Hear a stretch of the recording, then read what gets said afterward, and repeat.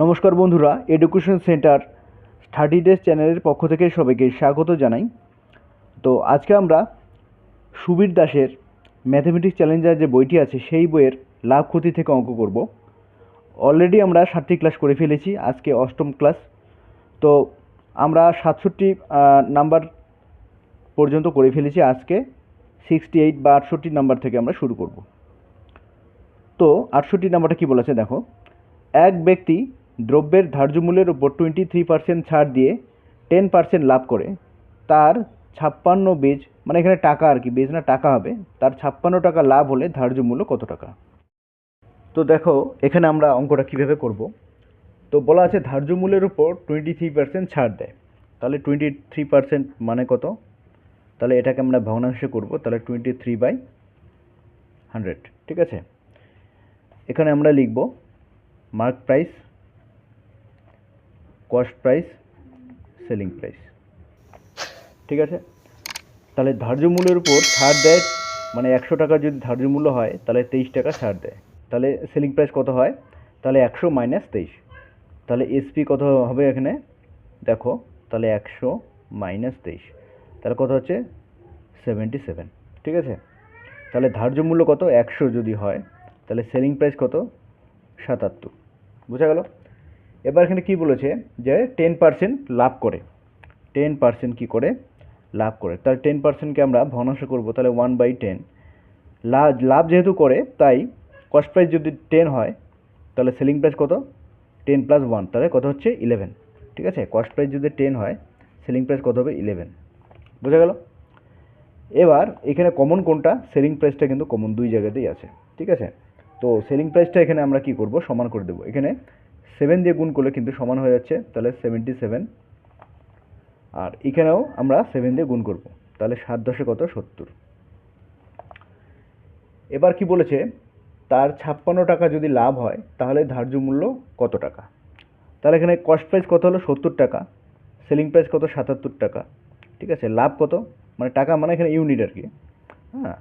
Cost price 70 unit আর selling price 77 unit, তাহলে লাভ কত? 7 unit, ঠিক আছে।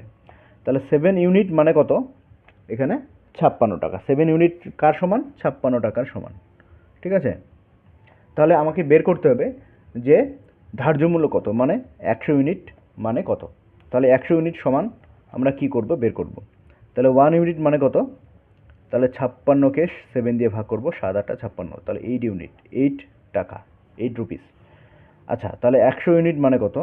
তাহলে আমরা বের করব, তাহলে 8 × 100, তাহলে হচ্ছে 800 টাকা, বোঝা গেল। তাহলে আমার অপশন ডি হচ্ছে আমাদের অ্যান্সার। খুব সুন্দরভাবে করলাম। তো যত অঙ্ক আছে সব কিন্তু একইভাবে আমরা করতে পারবো। এবার নেক্সট 69 নাম্বার অঙ্কটা দেখো, ক্রমিক ছাড় 10%, 12% এবং 5% এর সমতুল্য ছাড় কত? তাহলে এটা আমরা দেখো কিভাবে করি। তো এখানে কত কত ছাড়ের কথা বলা আছে দেখো, 10%, 12% আর 5%। তাহলে 10%, 12% আর হচ্ছে 5%। তাহলে প্রথমে 10% যদি দ্রব্যটির জিনিসটির মার্ক প্রাইস যদি 100 হয়, 100 টাকা হয়, তাহলে প্রথম ছাড় দিয়ে 10% যেহেতু ছাড়, তাহলে প্রথম ছাড় দিয়ে দামটা তাহলে কত হচ্ছে? 10%, মানে 10 টাকা কমবে, তাহলে 90, ঠিক আছে। প্রথম ছাড় দেওয়ার পর কত হবে? 90। এবার 90 এর আমরা 12% বের করে আমরা কী করব? মাইনাস করব, ঠিক আছে। তাহলে এটা একবারই করা যায়, 90 ইন্টু কীভাবে করা যায় দেখো, তাহলে 100 থেকে 12 মাইনাস করলে কত হচ্ছে? তাহলে হচ্ছে 88, তাহলে 88/100, ঠিক আছে। এইটা যে টাকাটা হলো, ঠিক আছে, তার আবার কত? 5% ছাড়, তাহলে 5% কমলে কত হচ্ছে? 95, তাহলে 95/100। তো এইভাবেও কিন্তু একবারে করা যায়, ঠিক আছে। আমরা এবার ক্যালকুলেশন করব, এই কাটাকাটি করব, 0 0 কাটা, ঠিক আছে। 5 × 2 = 10, 5 × 1995, 2 দিয়েছে 44। এবার আমরা কাটাকাটি করব না, এখানে নিচে 100 আছে, কোনো অসুবিধা নেই। তাহলে দামটা কত আসবে আমরা দেখব, ঠিক আছে, দামটা কত আসবে। এবার গুণ করব আমরা, ঠিক আছে। 9 × 19 কত? আচ্ছা 10 19 কত, 10 19 190, ঠিক আছে। 190 থেকে আমরা 20 মাইনাস করব, তাহলে 170, তাহলে 171, 171 ইন্টু 44 বাই কত 100, তাহলে 44 দিয়ে গুণ করলে কত হচ্ছে দেখো, তাহলে 44 দিয়ে আমরা গুণ করব 171, 4 একে 4, 4 7 28, 4 একে 4, 28 আর 4 32, 3 2 হাতে 3, 4 একে 4, 4 7 28, 28 আর 4 32, 33 34 35, 3 হাতে 3, 4 একে 4 5 আর 7। তো এটা শর্টকাটে একটা গুণের প্রসেস আছে, সেটা কিন্তু আমরা করলাম, ঠিক আছে। তাহলে 7524, এটাকে যদি আমি 100 দিয়ে ডিভাইড করি তাহলে পয়েন্টটা এখানে চলে আসবে, ঠিক আছে। এবার দামটা কমে কত আসলো, এত হলো, ঠিক আছে। তাহলে সমতুল্য ছাড় কত হলো, তাহলে যে জিনিসের দাম 100 টাকা লেখা আছে সেই জিনিসের দাম আসলো 75 টাকা 24 পয়সা, তাহলে কতটা কমলো, ঠিক আছে। তাহলে এখানে দেখতে পাচ্ছি 75 যদি না থাকতো, মানে 24 যদি না থাকতো, এখানে 24 যদি না থাকতো, তাহলে কত হতো 25, আর এখানে কত হচ্ছে আমাদের বিয়োগ করলে কিন্তু তাহলে চলে আসবে, ঠিক আছে। এটা তোমরা মনে মনে করতে পারো, তাহলে আমি করে দেখাচ্ছি, দেখো 100, তাহলে 75.24 মাইনাস করব, তাহলে কত হচ্ছে 6 হাতে 1 3 7, হাতে 1 6 4, হাতে 1 8 2, তাহলে 24.76, ঠিক আছে। সমতুল্য ছাড় কত 24.76, তাহলে 69 এর কত আছে 24.76। এটা কোনো বিয়োগ করার দরকার নেই, অপশন দেখলেই কিন্তু তোমরা বুঝতে পারবে, ঠিক আছে। অপশন বি হচ্ছে আমাদের আনসার। তো অঙ্কটা আমরা কিভাবে করলাম দেখো, প্রথমে মুখে মুখে 90 করলাম, তারপর কিন্তু আমরা এইভাবে ক্যালকুলেশন করলাম, ঠিক আছে। এটা কিন্তু মনে মনে করা যায়। আচ্ছা, আমরা প্রথম থেকেও কিন্তু 100 দিয়ে ক্যালকুলেশনটা করতে পারি। তাহলে প্রথমে দাম ছিল কত 100, ঠিক আছে। 100 কত হবে 90/100, প্রথম ছাড়, ছাড় দেওয়ার পর এই দামটা হবে। দ্বিতীয় ছাড় দেওয়ার পর কত হচ্ছে দামটা 12 কমবে, তাহলে 12, 100 থেকে 12 মাইনাস করলে 88/100, আবার 100 থেকে 5 কমলে কত হচ্ছে 95, তাহলে 95/100। এভাবেও কিন্তু আমরা করতে পারি। এটা টোটালটা মাইনাস কত থেকে করব আমরা 100 থেকে মাইনাস করে দেব। তো এখানে যে ক্যালকুলেশনটা হবে লাস্টে অ্যান্সারটা, সেটাই কিন্তু এই অ্যান্সারটা আমাদের চলে আসবে 24.76, বোঝা গেল। তাহলে টোটাল ফর্মুলাটা এটা। এবার আমরা 70 নম্বর অঙ্কটা করব। দেখো এখানে কি বলা আছে, এক ব্যক্তি 34 টাকায় 8টি দরের কমলালেবু কিনে 57 টাকায় 12টি দরে বিক্রি করলে তার মোট লাভ 45 টাকা হতে হলে কয়টি কমলালেবু বিক্রি করতে হবে। তো এখানে আরেকবার পড়ব, এক ব্যক্তি 34 টাকায় 8টি দরের কমলালেবু কিনে 57 টাকায় 12টি দরে বিক্রি করলো, তার মোট লাভ 45 টাকা হতে হলে কয়টি কমলালেবু বিক্রি করতে হবে, মানে কমলালেবু কয়টি বিক্রি করলে তার 45 টাকা লাভ হবে। তো বন্ধুরা এইসব অঙ্কের ক্ষেত্রে আমরা কিন্তু এই যে কমলালেবুর সংখ্যা বা যেই দ্রব্যটা দেওয়া থাকবে সেটার সংখ্যাটা কিন্তু আমরা সমান করে নেব, ঠিক আছে। তো এখানে কি বলেছে 34 টাকা 8টি করে, তাহলে 34 টাকায় তাহলে 8টির দাম কত, 8টি করে কমলালেবু কিনে মানে কস্ট প্রাইস, এটা কি কস্ট প্রাইস 34, 8টি কমলালেবুর দাম কত 34 টাকা, বোঝা গেল। এবার এখানে কি বলেছে 57 টাকায় 12টি দরে বিক্রি করলো, ঠিক আছে।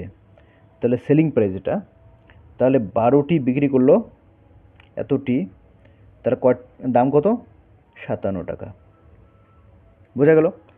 এবার আমাদের প্রথম কাজ কি, যে এই সংখ্যাটা আমরা সমান করে দেবো, ঠিক আছে। কমলালেবুর সংখ্যাটা সমান করে দেবো, কী করে সমান করব, তাহলে 12 আর 8-এর আমরা লসাগু করব। আচ্ছা 12 আর 8-এর লসাগু কত 24, ঠিক আছে। 3 8 24, আমরা কী করে লসাগু করলাম মনে মনে, দেখো 12কে 8 দিয়ে ভাগ যায় না, এবার 12কে 2 দিয়ে গুণ করবো, 12 2 24, তাহলে 24কে 8 দিয়ে ভাগ যাচ্ছে, তাহলে 24 হচ্ছে আমাদের লসাগু। তাহলে দেখো এখানে 3 দিয়ে গুণ করতে হবে, তাহলে 3 8 কত হচ্ছে 24 হচ্ছে এখানে, তাহলে এখানেও যদি 3 দিয়ে গুণ করি তাহলে এখানেও আমাকে 3 দিয়ে গুণ করতে হবে, ঠিক আছে। তাহলে কত হচ্ছে 3 4 12, 1 2 হাতে 1, 3 থেকে 9 10, 102 টাকা। আর এখানে আমাকে 2 দিয়ে গুণ করলে কিন্তু 24 হয়ে যাচ্ছে, এটা সমান করব আর কি। তাহলে এখানেও আমরা 2 দিয়ে গুণ করব। তাহলে কত হচ্ছে 114। বুঝা গেল? এবার দেখো তোমরাই বুঝতে পারবে লাভ হচ্ছে না লস হচ্ছে। দেখো 124টি কমলা লেবু 102 টাকায় কিনলো আর ও বিক্রি করলো 114 টাকায় 24টি কমলা লেবু, তাহলে তার লাভ হচ্ছে। তো এখানে বলেছে যে তার যদি 45 টাকা লাভ করতে চায়, সে যদি 45 টাকা লাভ করতে চায় তাহলে তার কয়টি কমলা লেবু বিক্রি করতে হবে। ঠিক আছে, তো এখানে বিয়োগ করলে কত হবে দেখো, মানে এখানে লাভ কত, 24টি কমলা লেবুতে লাভ কত, তাহলে 24টিতে লাভ কত আমি একটু লিখছি তোমাদের সুবিধার জন্য। তাহলে কত হচ্ছে 114 মাইনাস 102, তাহলে কত হচ্ছে মনে মনে করে দাও, তাহলে 12 টাকা। 12 টাকা কিন্তু লাভ হচ্ছে। তাহলে 12 টাকা লাভ করতে আমাদেরকে 24টি কমলা লেবু বিক্রি করতে হবে।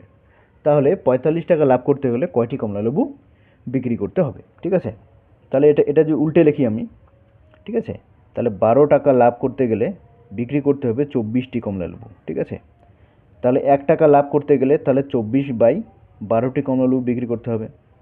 ঠিক আছে, এবার 45 টাকা যদি আমি লাভ করতে যাই তাহলে কি করতে হবে, এখানে এই যে 12 দুগুণ 24, তাহলে 2টি কমলা লেবু 1 টাকা লাভ করতে গেলে 2টি কমলা লেবু বিক্রি করতে হবে। ঠিক আছে, তাহলে 45 টাকা যদি লাভ করতে যাই তাহলে কি করতে হবে এখানে, তাহলে 2 গুণন 45, তার মানে 90টি কমলা লেবু কিন্তু আমাকে বিক্রি করতে হবে। বুঝা গেল? তাহলে আনসার কোনটা আমাদের, অপশন এ হচ্ছে আমাদের আনসার। দেখলে মনে হয় খুব কঠিন, কিন্তু খুব কঠিন নয়। আমি যে প্রসেসে করাচ্ছি সেই প্রসেসে যদি তোমরা করো খুব সহজ হবে। ঠিক আছে, তোমরা যদি আমাদের চ্যানেলে নতুন হয়ে থাকো অবশ্যই চ্যানেলটি সাবস্ক্রাইব করে রাখো এবং লাইক ও শেয়ার করে আমাদের সঙ্গে থাকো এবং বেল আইকনটি প্রেস করে রাখবে যাতে নতুন ভিডিওর নোটিফিকেশন সহজেই পেয়ে যাও। এবার নেক্সট অঙ্কে আসছি আমরা।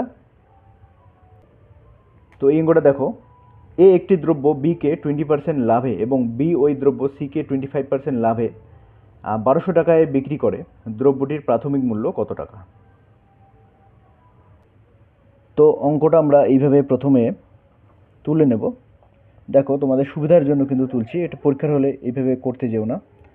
তাহলে 20% লাভে, ঠিক আছে, যদি সুবিধা করবে বিকে, কিন্তু এ 20% লাভে বিকে একটি দ্রব্য বিক্রি করে, আবার বি আবার 25% লাভে কিন্তু সিকে বিক্রি করে। ঠিক আছে, বোঝা গেল? এবার কি বলেছে এখানে যে 25% লাভে সিকে কত টাকায় বিক্রি করে, 1200 টাকা। এই দামটা কত, 1200 টাকা। তাহলে যে দ্রব্যটির প্রাথমিক মূল্য মানে এর কত টাকায় কিনেছে আর কি, ঠিক আছে, সেটা আমাকে বের করতে হবে। তাহলে 20% মানে কত, তাহলে 1/5।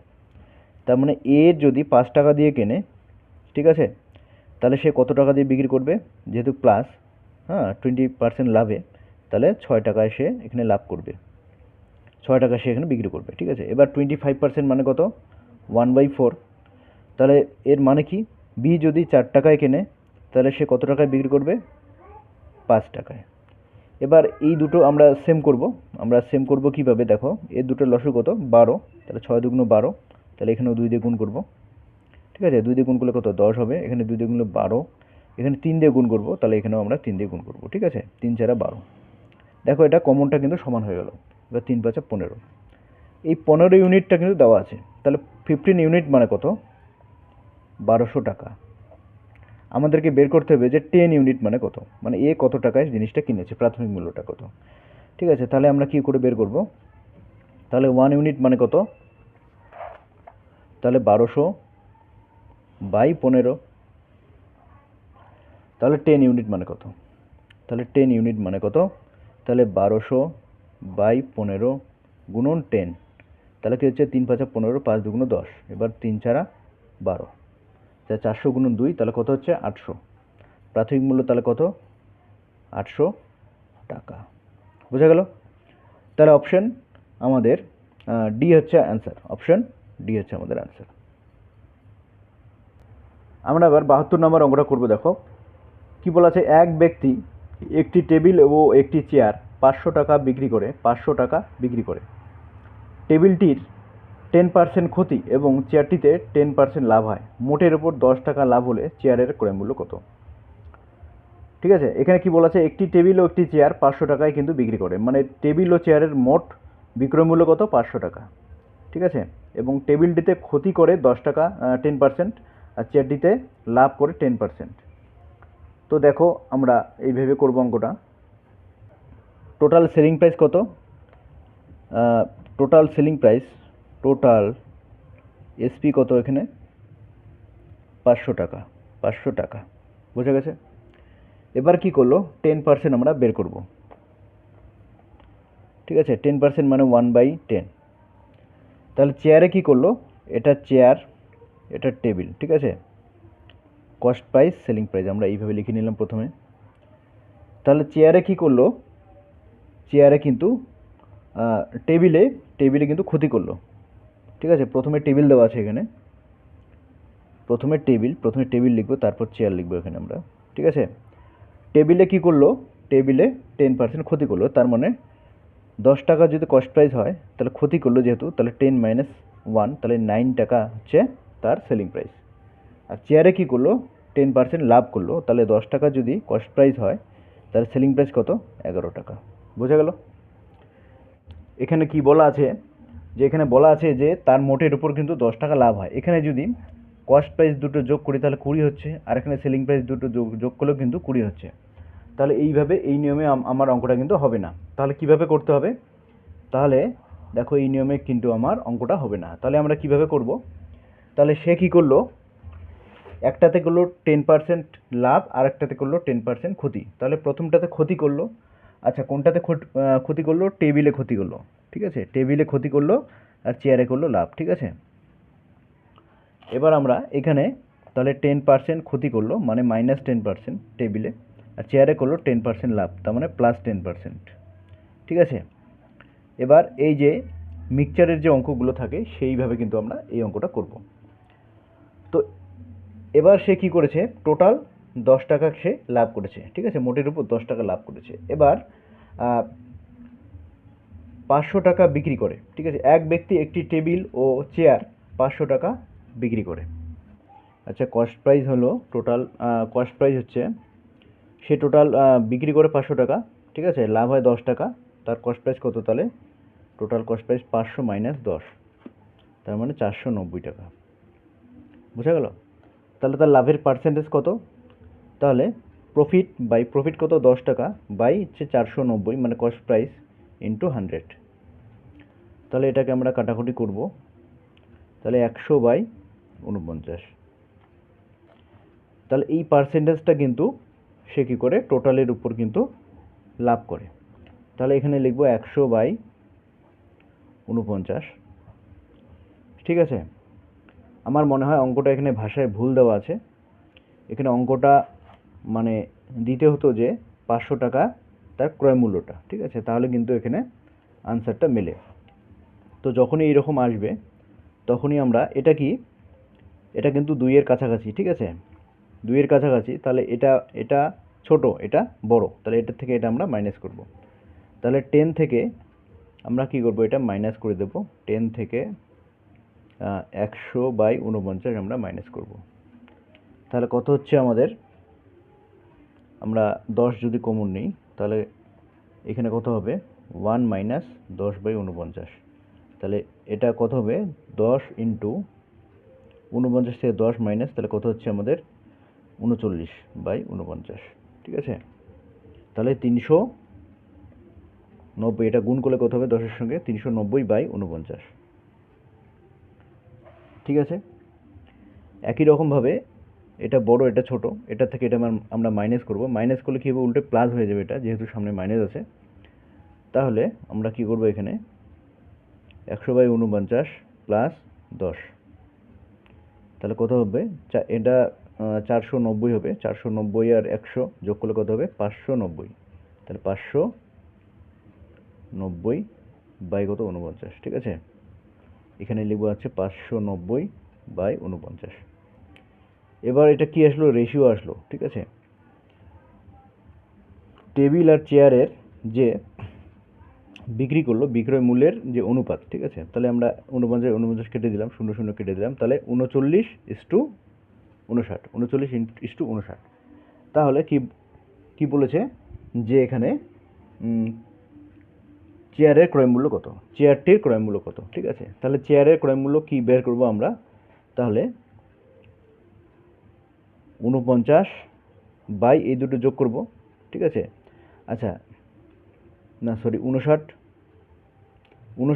আর হচ্ছে 39, 59 আর 39 যোগ করলে কত হচ্ছে, দেখো একটা 60 1 কম 60, এখানে 1 কম 40, 60 আর 40 যোগ করলে কত হয়, 100 হয়। তাহলে 100 থেকে 2 কম, তাহলে 98 ইন্টু কত, 500, টোটালটা 500। এবার এটাকে যদি আমি 100 ধরি, ঠিক আছে, 100 ধরলে 5 দিয়ে আমরা গুণ করতে পারবো। ঠিক আছে, 5 দিয়ে কাটাকাটি যাচ্ছে। তাহলে এটাকে যদি আমি 60 ধরি, 5 6 30, তাহলে 300-র কিন্তু একটা কাছাকাছি অ্যান্সার চলে আসছে। ঠিক আছে, 300 হবে না, 300-র কাছাকাছি। কিন্তু অপশনে দেখো, অপশনে কিন্তু এখানে দেওয়া আছে, কি দেওয়া আছে, যে কোনো ভগ্নাংশ দেওয়া নেই বা পয়েন্টের দেওয়া নেই। দেখো এখানে 250 300, তাহলে 300টাই হচ্ছে আমাদের আনসার হবে। ঠিক আছে, তো এই অঙ্কটার ক্ষেত্রে এই 500 টাকাটা যদি ক্রয় মূল্য হয়, টোটাল ক্রয় মূল্য, তাহলে কিন্তু অঙ্কটা আমার 300ই উত্তর আসবে। ঠিক আছে, তোমরা ক্রয় মূল্যটা 500 ধরে করবে।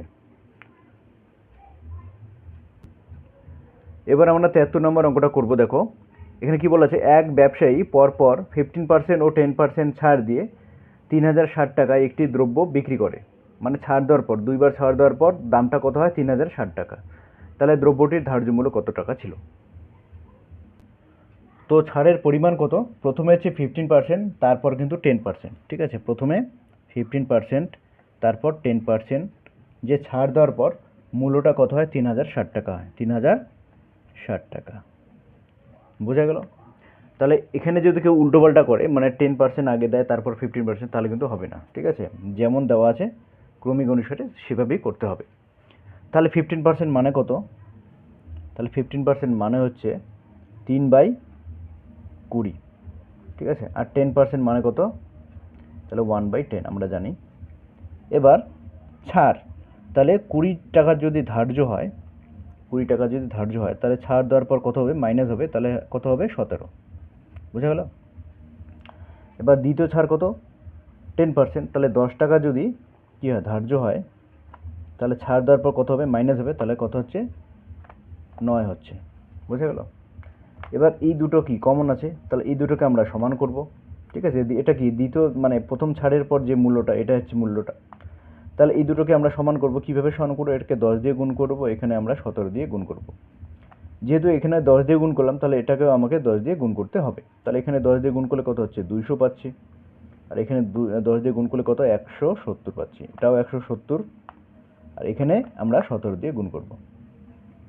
ঠিক আছে, এবার 9 17 কত হচ্ছে আমাদের, গুণ করে দেবো আমরা, বা আমরা যদি একটু প্রসেসে অঙ্কটা করি, একটু টেকনিক খাটিয়ে, তাহলে 100, দেখো 10-এর সঙ্গে যদি গুণ করি, হ্যাঁ 10-এর সঙ্গে 17 যদি গুণ করি, তাহলে 170 হচ্ছে।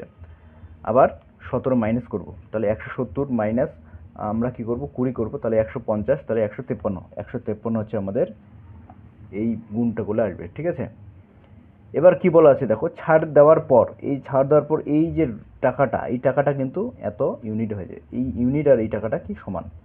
তাহলে আমরা কি করব, তাহলে 153, বা আমরা যদি গুণ না করি, গুণ না করলেও কিন্তু হবে, 9 × 17ই রাখবো। ঠিক আছে, তাহলে এখানে 153-র বদলে আমি 9 × 17ই রাখবো। দেখো তাহলে কি সুবিধাটা হয়। তাহলে 9 × 17 ইউনিট মানে কত, 3060 টাকা। তাহলে আমরা কি লিখবো, 3060 টাকা। এবার কি বলেছে আমার, 200 ইউনিট বের করতে হবে। তাহলে 200 ইউনিটের ভ্যালুটা কত, তাহলে 1 ইউনিট মানে কত, তাহলে 3060 বাই কত, 9 × 17, আর হচ্ছে তাহলে 200 ইউনিটের ভ্যালুটা কত, তাহলে 3060 বাই 9 × 17 ইন্টু কত, 200। তাহলে এবার আমরা কি করব, কাটাকাটি করব। ঠিক আছে, দেখো এখানে 6 7 8 9, এই ডিজিটগুলো যোগ করলে 9 পাচ্ছি, তার মানে এই সংখ্যাটা 9 দিয়ে ভাগ যাবে। তাহলে 9 একে 9, 3 নং 27, 4 নং 36, তারপর হচ্ছে 0। বুঝা গেল। এবার 17 দুগুণ 34। এবার 20 আর 200 যদি গুণ করি, তাহলে কত হচ্ছে, 2 দুগুণ কত, 4, তারপর কটা শূন্য টোটাল? 3টে শূন্য, তাহলে 4000। বোঝা গেল? তাহলে আনসার আমাদের কোনটা হচ্ছে? আনসার আমাদের হচ্ছে 4000 টাকা। অপশন ডি হচ্ছে আমাদের আনসার। ঠিক আছে, 73-এর অপশন ডি।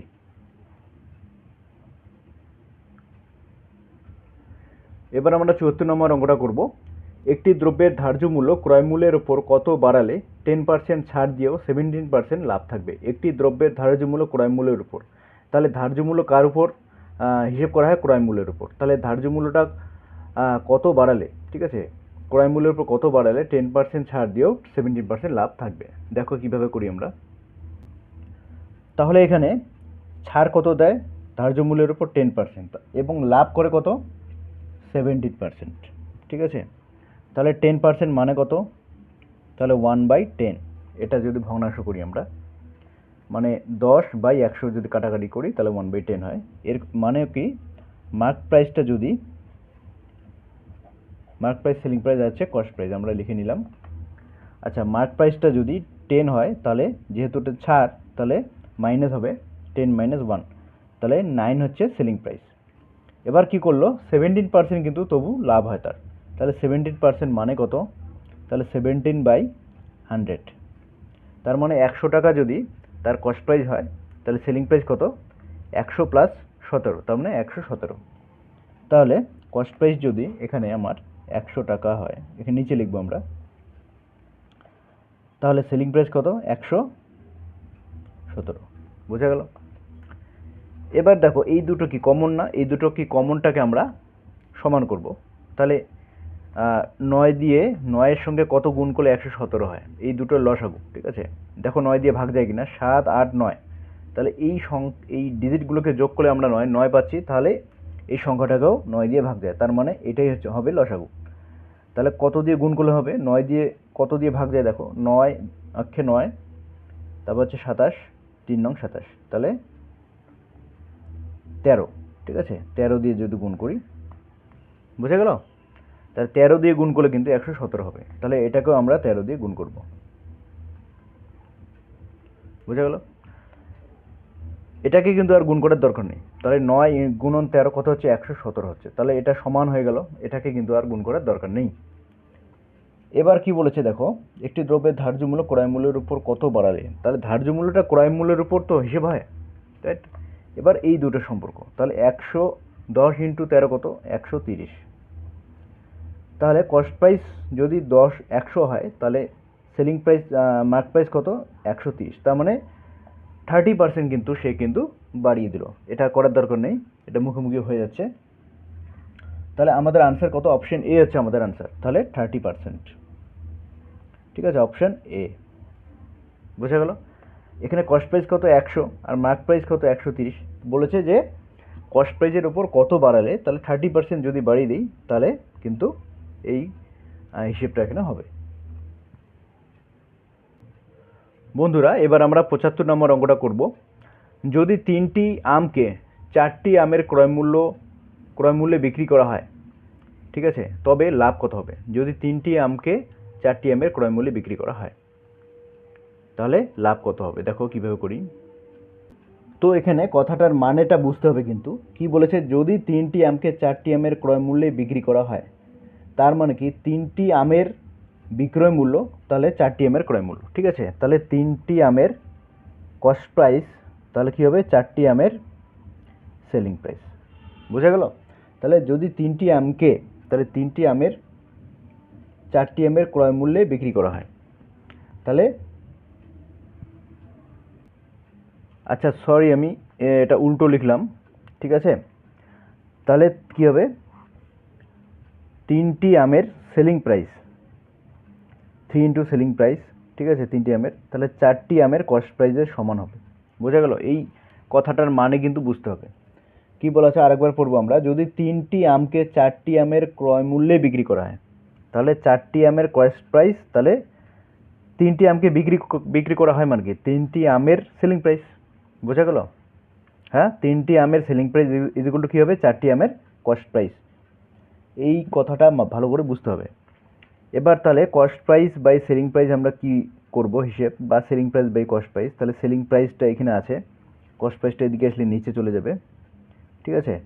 তাহলে 4 এদিকে আছে, তাহলে 3 এদিকে আসলে নিচে চলে যাবে। দেখো এখানে কস্ট প্রাইসটা কম আছে, সেলিং প্রাইসটা বেশি আছে, তার মানে এখানে লাভ হচ্ছে, ঠিক আছে। তাহলে লাভ কত হবে? তো এখানে লাভ কত হচ্ছে, 1 টাকা, মনে করো যদি 4 টাকা কি হয় সেলিং প্রাইস হয়, 3 টাকা কস্ট প্রাইস হয়, তাহলে লাভ কত? 1 টাকা। তাহলে প্রফিট পার্সেন্ট আমরা কি করে বের করব? তাহলে আমরা এইভাবে বের করি, তাহলে profit percent is equal to, তাহলে profit by cost price into 100। তাহলে প্রফিট কত এখানে 1, কস্ট প্রাইস কত 3 ইন্টু 100।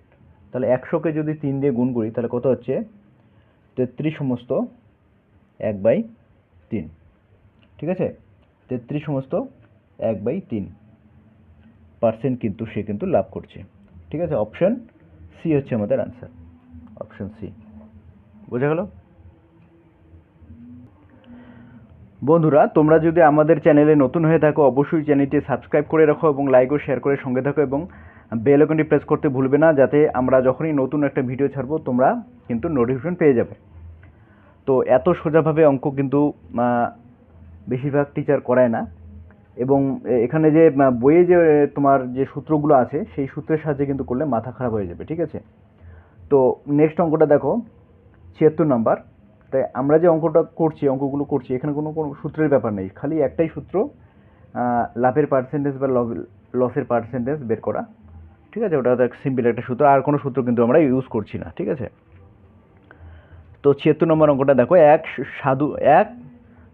অসাধু হবে এখানে, এক অসাধু ব্যবসায়ী ক্রয় মূল্যেই দ্রব্য বিক্রি করে, কিন্তু 1 কেজির পরিবর্তে 850 গ্রাম ওজন দেয়, ঠিক আছে। তার লাভের হার কত?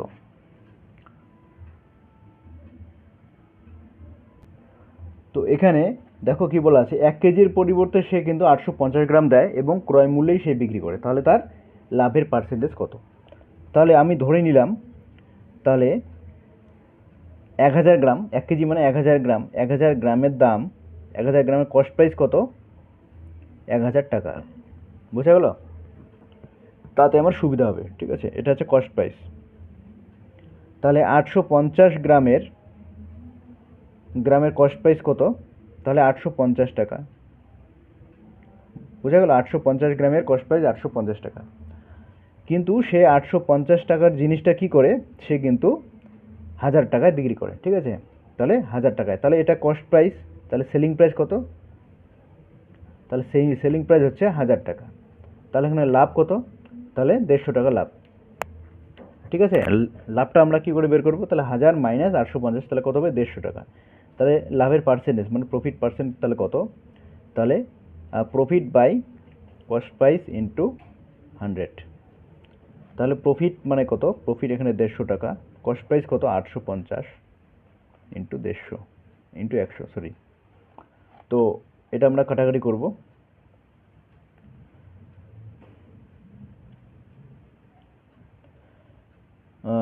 3 × 5 = 15, 5 × 7 = 85, ঠিক আছে। এটা দেখো এখানে ভগ্নাংশ আসবে, তাহলে 300কে 17 দিয়ে ভাগ করব আমরা, ঠিক আছে। 300কে আমরা কি করব? 3 একশে 300 আর নিচে 17, তাহলে 17 দিয়ে ভাগ করব। 17 অক্ষে 17, তাহলে কত হচ্ছে এখানে? 13, তারপর একটা 0, 10 দিয়ে যদি গুণ করি তাহলে 170 হচ্ছে, ঠিক আছে। আবার তাহলে আমরা 2 কমিয়ে দেবো, 17 × 34, 8 দিয়ে গুণ করব, ঠিক আছে। 8 দিয়ে যদি গুণ করি তাহলে 7 দিয়ে গুণ করব, 117 ইন্টু 7, 7 7 4 9 হাতে 4,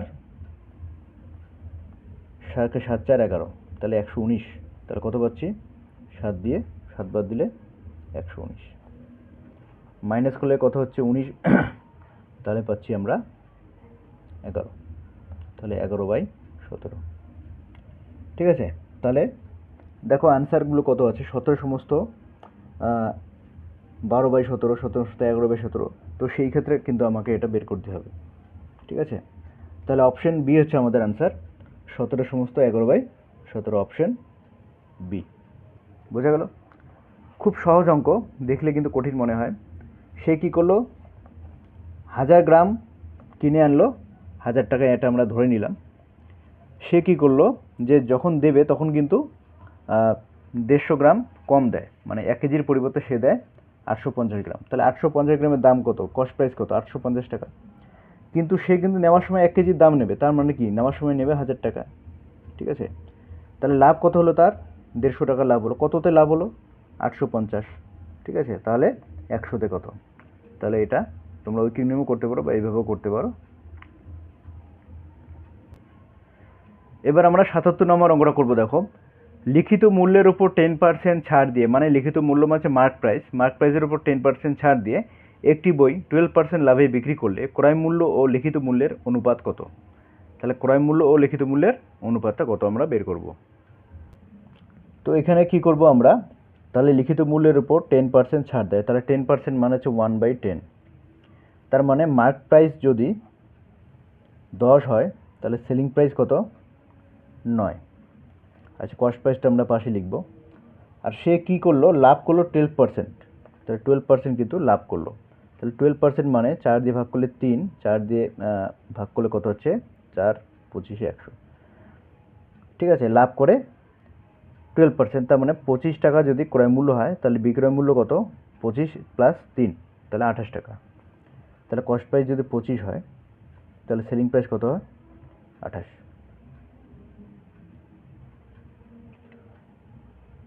বোঝা গেল?